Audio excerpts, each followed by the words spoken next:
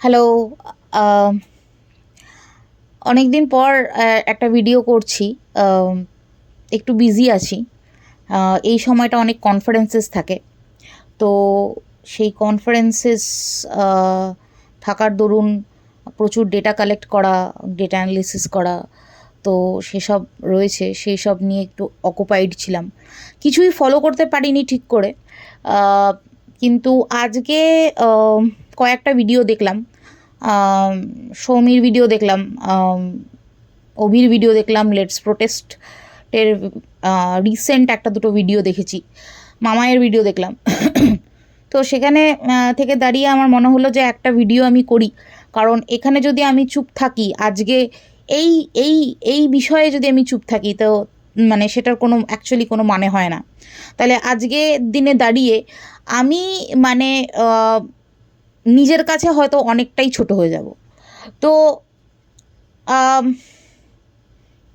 এই যে ধাম, এই যে ধামটা নিয়ে যে এত কথা হচ্ছে, তার নিশ্চয়ই তো কারণ আছে, এমনি এমনি তো হবে না। তো আম, একটা যখন একটা স্ক্যাম চালানো হয়, জানেন তো, একটা স্ক্যাম চালানো যখন হয়, তখন কিন্তু প্রথম থেকে কিছু প্রি ডিসাইডেড কিছু লোক থাকে যে এই স্ক্যামটার প্রচার করবে। ঠিক আছে, দেখবেন যখন সেল সেল সেল দেওয়া হয় না, এই যে চৈত্র মাসে সেল, ঠিক আছে, তারপরে যখন জোম্যাটোতে অফার দেওয়া হয়, ঠিক আছে, আমরা কিন্তু এতটাই অ্যাট্রাক্টেড হই কি, কারণ মানে কি বলবো, অ্যাডভার্টাইজমেন্টটা ওরমভাবে করা হয় যে জোম্যাটো, জোম্যাটো হচ্ছে কি, যে 40% অফ আপ টু রুপিস 80।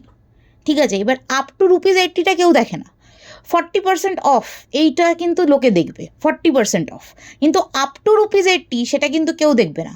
মানে 80 টাকার খাবার কে অর্ডার করে আজকাল, ঠিক আছে। তো তো সেখানে সেলেও কিন্তু আমরা যখন সেল সেল সেল দেখি, সেল সেল সেল, 99 টাকায়, 99 টাকা এটা, 99 টাকায় ওটা, ঠিক আছে, দেখছি তো। কিন্তু এই সেলের পেছনে যে কত গল্প আছে সেটা কিন্তু আমরা কেউ জানি না। মানে কত বছরের পুরনো জামা কাপড়, হ্যাঁ, বিক্রি করা হচ্ছে, কেউ বলতে পারবে না।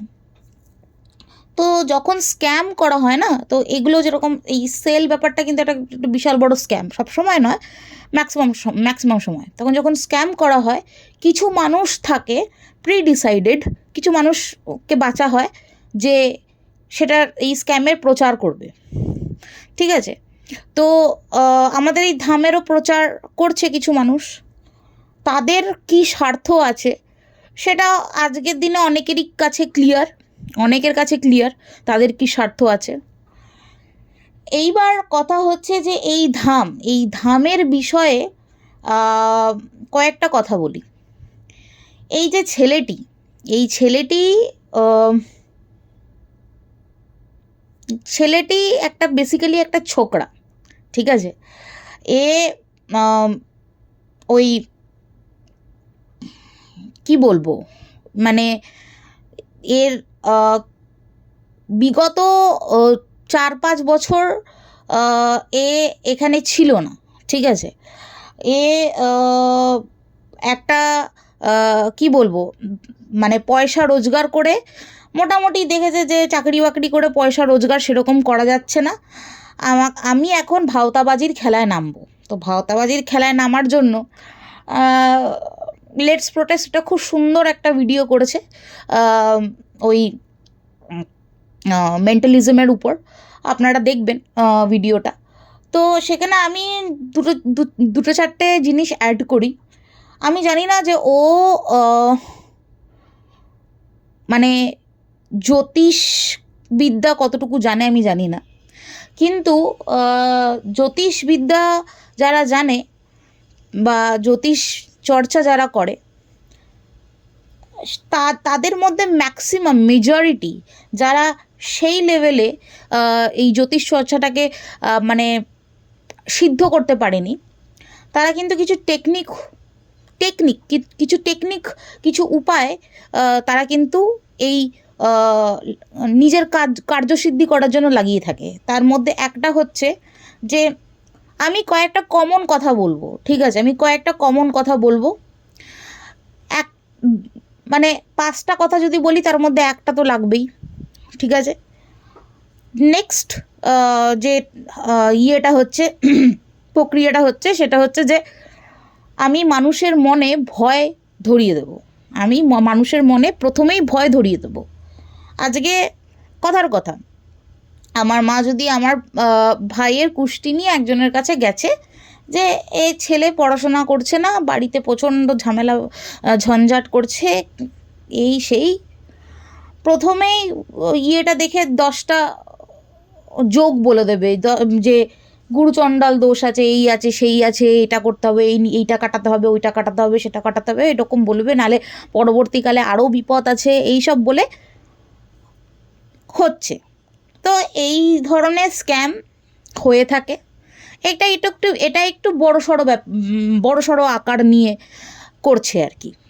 তবে যেটা আমার সবথেকে খারাপ লাগার বিষয় সেটা হচ্ছে যে ঠিক আছে, না হয় আমাদের আমাদের দেশে বিজ্ঞান অবশ্যই অনেক অনেক অনেক অনেক উন্নতি করেছে, কিন্তু তবুও বিজ্ঞানের আগে স্পিরিচুয়ালিজমকে জায়গা দেওয়া হয়। যদিও আমার কাছে বিজ্ঞানের জায়গা আলাদা আর স্পিরিচুয়ালিজমের জায়গা পুরোপুরি আলাদা। বিজ্ঞানের একটা নিজস্ব জায়গা আছে, ঠিক আছে, কিন্তু আমাদের দেশে দেওয়া হয়। আমাদের দেশে এখনও অবধি এই কথাটা বারবার করে বলা হয় যে বিশ্বাসে মেলায় বস্তু, তর্কে বহু দূর। তো সবই ঠিক আছে, আমি বিজ্ঞানের কথায় পরে আসছি। আজকে দিনে দাঁড়িয়ে হিন্দু ধর্মের এত অবনতি আমরা চোখের সামনে দেখছি, দেখে আমরা মাথা নিচু করে রয়েছি, কোনো প্রতিবাদের আওয়াজ নেই। হিন্দু ধর্মের এতটাই অবনতি, ঠিক আছে। এই জিনিসগুলোই যদি আজকে আমি এই ভিডিওতে এই কথাগুলো বলতে বাধ্য হচ্ছি, এই জিনিসগুলোই আজকে যদি অন্য ধর্মে হতো, আজকে যদি ইসলামিজমে হতো, আজকে যদি ক্রিশ্চিয়ানিটিতে হতো, তাহলে মানে কি বলবো, সমাজ থেকে বিতাড়িত করে দিত, একঘরে করে দিত। কিন্তু আমরা যারা হিন্দু ধর্মের, আমরা যারা হিন্দু ধর্ম প্র্যাকটিস করি, আমরা এতটাই শিরদাঁড়াহীন হয়ে গেছি এখন এই যুগে দাঁড়িয়ে যে আজকে আমাদের ধর্মকে মানে দুমড়ে মুচড়ে কয়েকটা ঠকবাজ জোচ্চোর লোক দুমড়ে মুচড়ে দিচ্ছে, সেখানে আমরা কিচ্ছু করতে পারছি না। আজকে গায়ত্রী মন্ত্র, ঠিক আছে, গায়ত্রী মন্ত্র পুরোপুরি চেঞ্জ হয়ে গেছে, গায়ত্রী মন্ত্র পুরোপুরি চেঞ্জ হয়ে গিয়ে আজকে গুরু পীরানন্দার ধাঁচে তৈরি হয়েছে গায়ত্রী মন্ত্র। এই গায়ত্রী মন্ত্র যে কত পাওয়ারফুল তার কোনো ধারণা নেই। আজকে মহাদেব এই পীরানন্দের চাকর হয়ে গেছে। মহাদেব আজকে আমাদের ভগবান শিব এই পীরানন্দের চাকর। তো এগুলো দেখলে সত্যি খারাপ লাগে। মানে ভগবানের মানে আগেকার যুগেও সত্যযুগ, দ্বাপর যুগ, এই সব যুগেও মানুষে মানে কি বলবো, মানে অনন্তকাল তপস্যা করে হয়তো ভগবানের দেখা পেত, ঠিক আছে। সত্যযুগে, দ্বাপর যুগে অনন্তকাল তপস্যা করে মানে ভগবানের দেখা পেত। ছেড়ে দিন, যখন একটা ছোট্ট ঘটনা বলি, যখন মাতা পার্বতী আর আমাদের ভগবান শিব, তাদের প্রেম, তাদের লীলা তো অপরম্পার। তো সেখানে আমাদের মাতা পার্বতীর একবার স্মৃতিশক্তি লোপ পায়, সে ভুলে যায় সব কিছু। তার স্মৃতিশক্তি লোপ পায়, সে সব ভুলে যায়, সে একদম বাচ্চা একটা মেয়ের ন্যায় হয়ে যায়। তো এইটা ছিল মহাদেবের পরীক্ষা। এই সময়ে আমাদের মা শক্তি মহাদেবের পরীক্ষা নিচ্ছিল। কেন পরীক্ষা নিচ্ছিল তাহলে সেটা আর একটু বলি। যখন সতী দেহত্যাগ করে তখন মহাদেব এই পরিকল্পনা নিয়েছিল যে আমি আর এই জীবনে বিবাহ বন্ধনে লিপ্ত হব না। কিন্তু মাতা পার্বতী শিবকে জেতার জন্য কঠোর থেকে কঠোর তপস্যা করেছিল। কিন্তু এরপর পালা ছিল হচ্ছে আমাদের শিবের, ঠিক আছে, মাতা পার্বতীকে জেতার, মাতা পার্বতীকে মানে জয় করে নিয়ে আসার। তো তখন মাতা পার্বতী, ঘটনাটা একটু আমি ভুলে গেছি, কিন্তু মাতা পার্বতী মানে স্মৃতি লোপ পায়, ঠিক আছে, স্মরণশক্তি লোপ পায়। সেই কঠোর তপস্যা করেছিল আমাদের মহাদেব। মানে যেখানে ভগবান ছাড় পায়নি সেখানে এই যে এই এই এই এই এই ছোকরা, এই ছোকরা, দুদিনের আসা ছোকরা, কাল কি আই হুই ছোকরা, ঠিক আছে, এ কি বলবো আর। মানে সত্যি আমরা যারা আমি এই কথাটা বলতে আজকে বাধ্য হচ্ছি, আমরা যারা হিন্দু ধর্ম প্র্যাকটিস করি না, আমাদের সত্যি চুল্লু ভার পানি মে ডুবে মরে যাওয়া উচিত। যে আমাদের শাস্ত্র, আমাদের ধর্ম, আমাদের দেবদেবী, আমাদের পরম্পরা নিয়ে ছেলে খেলা চলছে, জাস্ট ছেলে খেলা চলছে। আজকে মায়ের তো অনেক বড় বড় সাধক এসছিল এই পৃথিবীতে। বামাখ্যাপা ছিল, রামকৃষ্ণ পরমহংসদেব ছিল, রামপ্রসাদ ছিল। আজকে মায়ের মন্ত্র কে উল্টে দিয়েছে? কে উল্টে দিয়েছে?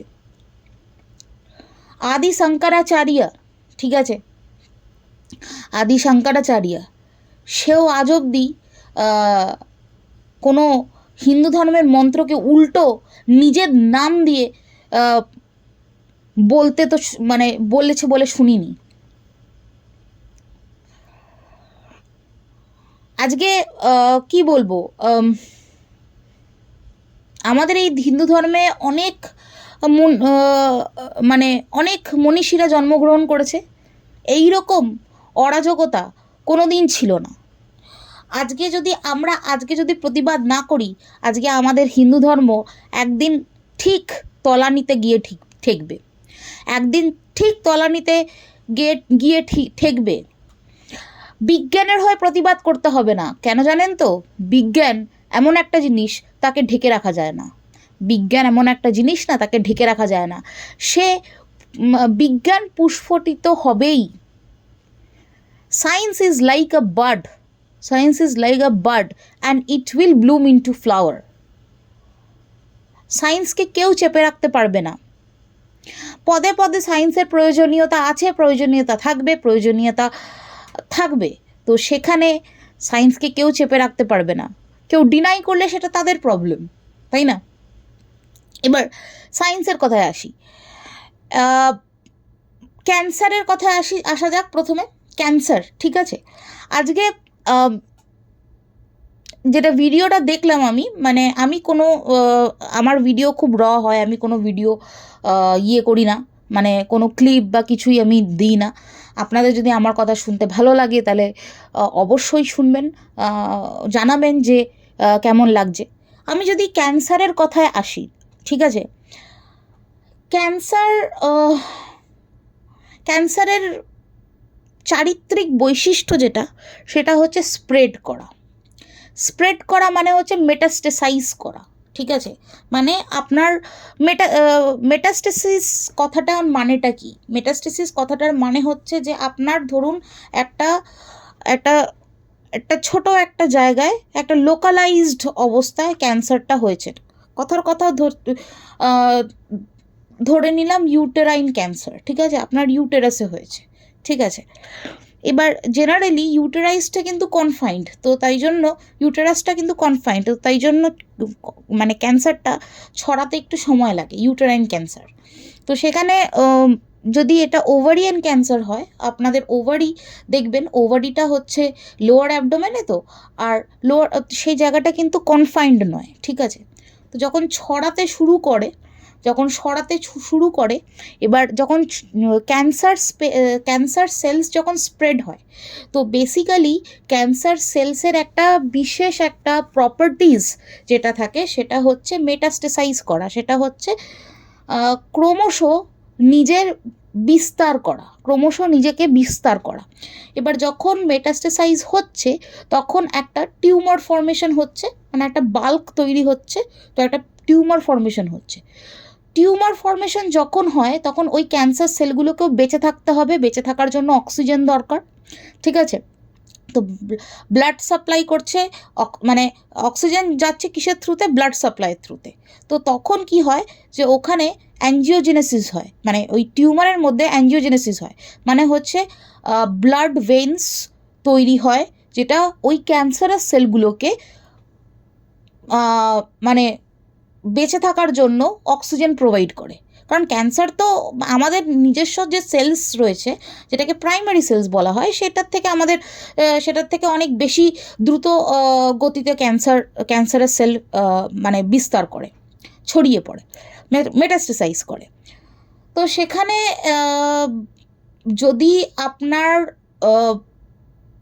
সেকেন্ড স্টেজে ধরা পড়ে, কথার কথা বলছি, যদি সেকেন্ড স্টেজে ধরা পড়ে খুব ওয়েল অ্যান্ড গুড, কারণ জেনারেলি আমাদের ডায়াগনাইজ করতে করতে সেকেন্ড স্টেজেই ধরা পড়ে, আর খুব আনলাকি হলে থার্ড স্টেজে গিয়ে ধরা পড়ে। তো যখন সেকেন্ড স্টেজে ধরা পড়ে না, তখন যদি আপনার টিউমার থাকে, তো প্রথমে ডক্টর যেটা বলবে সেটা হচ্ছে যে আপনি অপারেশন করান। মানে হচ্ছে যে ধরুন আপনার ব্রেস্টে টিউমার দেখা গেছে, মানে ক্যান্সারাস টিউমার দেখা গেছে, কি বলবো, ক্যান্সারাস টিউমার দেখা গেছে, তো আপনি প্রথমে ব্রেস্টে ওই লাম্পটা আপনি বাদ দিলেন, অপারেশন করে বাদ দিলেন, ঠিক আছে? এইবার সমস্যাটা ওখানে কিন্তু থেমে থাকে না। তো আপনাকে দেখতে হবে যে ওখানে কোন মানে কি বলবো, ধরুন আপনার ব্রেস্টে টিউমার আছে, মানে ব্রেস্টে লাম্প ছিল, সেই লাম্পটাকে আপনি বার করে দিলেন, কিন্তু আপনার ওখানে দেখতে হবে যে আপনার ওই চারিপাশে কোনো গ্ল্যান্ড এফেক্টেড রয়েছে কি না, কোনো কি বলবো, লিম্ফ নোডস এফেক্টেড রয়েছে কি না। কারণ আমাদের যে শরীরে ব্লাড আর লিম্ফ, আমাদের শরীরে যে কানেকটিভ টিস্যু, সেই কানেকটিভ টিস্যু হচ্ছে ব্লাড আর লিম্ফ দিয়ে হচ্ছে কিন্তু আমাদের ফ্লুইডসগুলো আমাদের শরীরে মানে প্রবাহ হয় আর কি, প্রবাহমান। তো সেখানে লিম্ফগুলো কিন্তু আমাদের দেখতে হবে যে কতগুলো লিম্ফ এফেক্টেড, সেগুলো কিন্তু বাদ দিতে হয়। তো এটা ট্রিটমেন্টের প্রথম স্টেপ হচ্ছে যে এই অপারেশন করে এই ক্যান্সারাস লাম্প প্লাস লিম্ফ এগুলো বাদ দেওয়া। তারপরে যেটা আসে সেটা হচ্ছে যে ক্যান্সারাস যখন স্টেজ 2, তার মানে হচ্ছে মেটাস্টেসাইজ করা শুরু করে দিয়েছে, তার মানে আশেপাশে অনেক অর্গ্যানস, অনেক টিস্যুস, অনেক সেলস এফেক্টেড থাকে। তো সেখানে কি করা হয়? কেমো দেওয়া হয়। আর কেমো দিলে ক্যান্সারাস সেলস মরার সাথে সাথে কিন্তু নর্মাল সেলস মরতেই হবে, কারণ কেমোটা তার ওইভাবে দেওয়া যাবে না। আপনি কি করে ডিস্টিংগুইশ করবেন যে আপনার এই জায়গাটা ক্যান্সারাস সেলস, এখানে ক্যান্সারাস সেলসের উৎপত্তি হয়ে গেছে, ধরুন আপনার ব্রেস্টে টিউমার হয়েছে কিন্তু সেটা লাংস অবধি মেটাস্টেসাইজ করে গেছে অ্যাট আর্লি থার্ড স্টেজ, ঠিক আছে? তো সেখানে কি হলো, যতটুকু পারা গেল আপনার অপারেশন করে বাদ দেওয়া গেল। অনেকের দেখা যায় যে, অনেক পেশেন্টের দেখা যায় যে অপারেশন করা যাবে না, এমন জায়গায় লাম্প রয়েছে, এমন জায়গায় টিউমার রয়েছে যেখানে অপারেশন করা যাবে না। তো সেখানে কি করতে হয়? সেখানে কেমো ছাড়া, রেডিয়েশন ছাড়া আর কোনো উপায় নেই। হ্যাঁ, তবে এখন ব্রেস্ট ক্যান্সার, প্রস্টেট ক্যান্সার, এগুলো ট্রিটমেন্ট অনেক অনেক অনেক বেশি উন্নত। মানুষ বাঁচছে কারণ প্রচুর টার্গেটেড থেরাপি তো চলে এসছে। আমার নিজের একজন খুব কাছের একজন মানুষ, সে মানে কি বলবো, মানে খুব কাছের একজন মানুষ যার থেকে আমি অনেক কিছু শিখেছি জীবনে। তার ব্রেস্ট ক্যান্সার ছিল। সে এরকম 8টা কেমো প্লাস 27 টার্গেটেড থেরাপিস, সেটা হচ্ছে বেসিক্যালি হচ্ছে যে কিছু মানে রিসেপ্টার্স আছে, ইস্ট্রোজেন, প্রোজেস্টেরন, ইস্ট্রোজেন, মানে ER/PR রিসেপ্টার্স, তারপরে আরও আছে HER2 রিসেপ্টার্স আছে। তো এগুলো একটুখানি বৈজ্ঞানিক হয়ে যাচ্ছে ব্যাপারটা, তবুও আমি বলি এই রিসেপ্টার্সগুলোকে টার্গেট করে করে থেরাপি দেওয়া হয়, ইন দ্য সেন্স টার্গেট করে করে ড্রাগস দেওয়া হয়। সেগুলো নিয়ে কিন্তু মানুষের অনেকটাই আজকে ব্রেস্ট ক্যান্সার, প্রস্টেট ক্যান্সার অনেকটাই কিন্তু লোকে ঠিক করতে পারছে। তবে হ্যাঁ, যেটা উনি বলেছেন যে নর্মাল সেল মরে, কথাটা ঠিক, কথাটা ভুল নয়। যদি তুমি কেমোথেরাপি করো তোমার নর্মাল সেল মরবে, তাতে কষ্ট হবে। কারণ হচ্ছে তোমার যখন সেলস তুমি রেডিয়েশন দিয়ে তোমার নিজের কোষগুলোকে তুমি শেষ করে ফেলছো, তোমার কষ্ট হবে, কিন্তু সেখানে কিছু করার নেই। কারণ ডক্টরস ইভেন কান্ট ডিস্টিংগুইশ যে কোথায় তোমার ক্যান্সারাস সেলস রয়েছে, কোথায় রয়নি। তো সেখান থেকে অনেক রকম নিডল টেস্ট, অনেক কিছু করে দেখা হয়। আন্তাবড়ি কেমো দেওয়া হয় না। তবে এটাও সত্যি যে তেল কর্পূরে কিছু হয় না। তেল কর্পূরে কিছু হবে না, কারণ তেল কর্পূর ওই ক্যান্সারাস সেলগুলোকে মারার মতো সক্ষম নয় তেল কর্পূর, ঠিক আছে? আমি বলতে বাধ্য হলাম যে তেল কর্পূর ওই ক্যান্সারাস সেলগুলোকে মারার মতো সক্ষম নয়। আমি রোজ এত ক্যান্সার সেল ডিল করি, এত, ঠিক আছে? মানে আমাদের কাজই সেটা, ঠিক আছে? Breast cancer cell line, neuroendocrine cell line, ঠিক আছে, pancreatic cell line, kidney cell line, প্রচুর সেল লাইন আমরা ট্রিট করি। আমরা দেখেছি প্রচুর ড্রাগস, মানে আমাদের তো ড্রাগস ট্রিটমেন্টস তো আমাদেরকে করতেই হয়। আমরা দেখেছি যে কতটা দৃঢ় এই মানে মরে না, এই ক্যান্সারের সেল মরে না। মানে কত ড্রাগস যে ট্রায়ালে ফেল হয়ে যায় just because of the bloody this cancerous cells does not die. কত ড্রাগ ফেল হচ্ছে because this cancerous cells does not die, ঠিক আছে? ওই তেল কর্পূরে ক্যান্সার সেল মরবে না। আমি সায়েন্স নিয়ে কথাই বলতে চাই না অ্যাকচুয়ালি, কারণ আমার মনে হয় যদি আমি এখানে সায়েন্স নিয়ে কথা বলি সায়েন্সের অবমাননা হয়, আর আমি সেটা করতে চাই না। কারণ আমি নিজে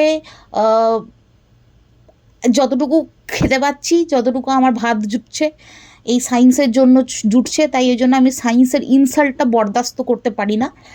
তবে হ্যাঁ, আমি এটাও বলছি যেরকম সায়েন্সকে ইনসাল্ট করছে সেরকম নিজেদের ধর্মকেও ইনসাল্ট করছে। আপনারা জেগে উঠুন। আপনারা কবে জেগে উঠবেন আমি জানি না। অবশ্যই বিশ্বাসে মেলায় বস্তু তর্কে বহু দূর, কিন্তু একটা তো মিনিমাম সেন্স রাখতে হবে রে বাবা। একটা তো মিনিমাম বুদ্ধি নিয়ে কাজ করতে হবে, ঠিক আছে? তো আমরা তো ক্যান্সার ট্রিটমেন্ট তেলে জলে সেরে উঠছে, মানে হয়ে যাচ্ছে আর কি। তারপরে হচ্ছে কি যে সুগার প্রেশার কন্ট্রোলে থাকছে তেলে জলে, মানে গ্লুকাগন আর হচ্ছে ইনসুলিনের রেশিও হচ্ছে আমাদের পীরানন্দী বাবা কন্ট্রোল করে রাখছে। তো আজকে তো অনেক কিছুই শুনলাম, অনেক কিছুই দেখলাম, অনেক কটা ভিডিও দেখলাম যে একটা নার্ভের পেশেন্ট মরতে বসেছে, হ্যাঁ, বাচ্চা ছেলে একটা। ছি ছি ছি ছি ছি ছি ছি। তবে চ্যাটার্জিকে নিয়ে কিছু বলার নেই, কারণ আমি শুধু মানে অডিয়েন্সের উপরেই খাপ্পা অ্যাকচুয়ালি। কারণ আমি জানি না আজ অবধি আপনারা কি দেখে ওর চ্যানেলটা ভিজিট করতেন, কি দেখতেন ওর চ্যানেলে। মানে আপনাদের নিশ্চয়ই ওর সুন্দর মুখটাই ভালো লাগতো, আর কিছুই তো ওর নেই ভালো লাগার মতো। আপনাদের মনে হয় সেটাই ভালো লাগতো।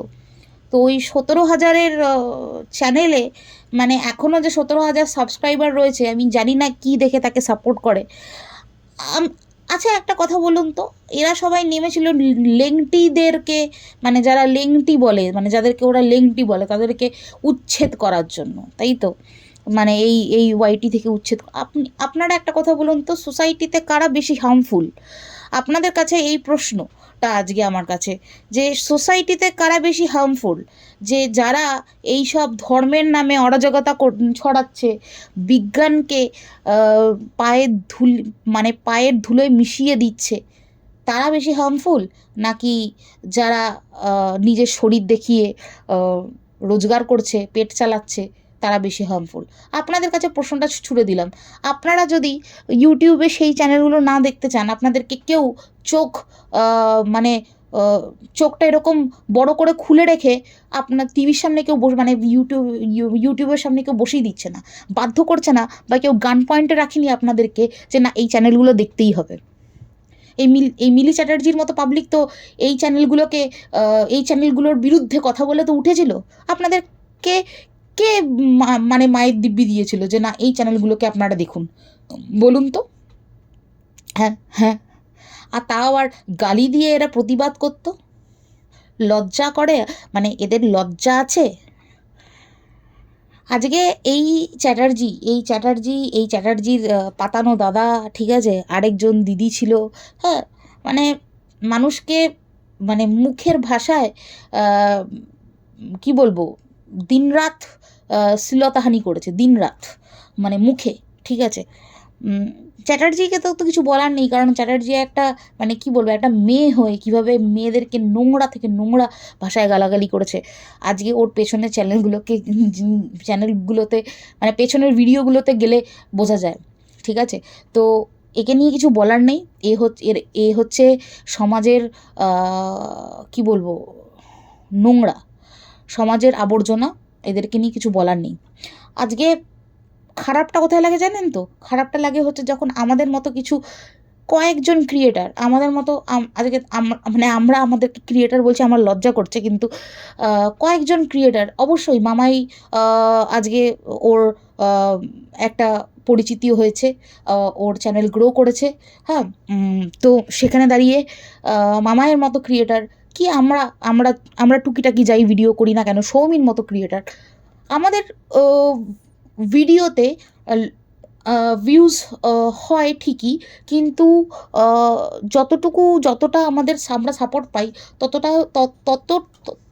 ততটাও কিন্তু লোকে বিপরীতেও আমাদের কথা বলে।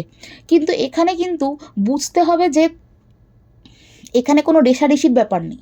এখানে হচ্ছে যে সমাজের ভালোর জন্য কয়েকটা হয়তো আমরা ভিডিও করছি, সেখানে আপনারা সাথ দিলে হয়তো আপনাদেরই ভালো। আজকে হয়তো পরবর্তীকালে আপনাদেরকে তেল জল মেখে উপরে চলে যেতে হবে না, একদম সোজা স্বর্গের টিকিট কাটলেন তেল জল মেখে, চ্যাটার্জির কথা শুনে তেল জল মাখলেন, উপরের টিকিট কাটলেন। আচ্ছা আপনারা বলুন তো, সত্যি সত্যি আপনারা বলুন তো, আপনাদের ধরুন আপনার বউয়ের গলব্লাডারের স্টোন হয়েছে, খুব খতরনাক বিষয়। আপনি মিলি চ্যাটার্জির চ্যানেল দেখেন, যাবেন কি শিবধামে গিয়ে জল পোড়া তেল পোড়া দেবেন কি? দেবেন না, কারণ জানেন যে কোথাও না কোথাও চিকিৎসার প্রয়োজন, নাহলে ওখান থেকে কিন্তু ক্যান্সার হতে পারে, তাই তো? কিন্তু তবুও কিছু মানুষ নেগেটিভলি ইন্সপায়ার্ড হয়। তো এই ছোটলোক মেয়েটাকে দেখা প্লিজ বন্ধ করুন। এরকম আরও যে কয়েকজন পাবলিক আছে যারা এই কুসংস্কার রটিয়ে বেড়াচ্ছে, তাদেরকে দেখা বন্ধ করুন। এটাই আপনাদের কাছে আমার কি বলবো, রিকোয়েস্ট, এইটুকুই আর কি। ভিডিওটা একটু বড় হলো, শুনবেন।